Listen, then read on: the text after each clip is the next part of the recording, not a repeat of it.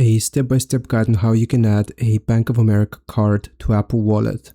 Open up the Wallet app. Then here from the top, we want to select the plus sign. Once you click on the plus sign, then you have to choose debit or credit card here from the list. Now, you probably won't see the screen, but you might instead see this one. Here, if you want to add your Bank of America card, you will click on continue. If you have your physical card with you, you can just get it close to your iPhone as long as it supports NFC. It's going to read the chip and automatically add it.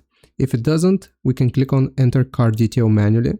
It's going to ask for your name, which is on your Bank of America card, so it should be your own name, and also the card number here.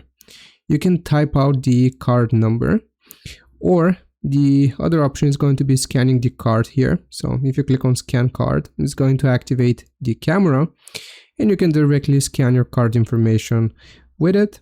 Then you will click on the check mark, continue at the bottom, go through the prompts, and you will have successfully added your Bank of America card to your Apple Wallet, and you can use Tap to Pay.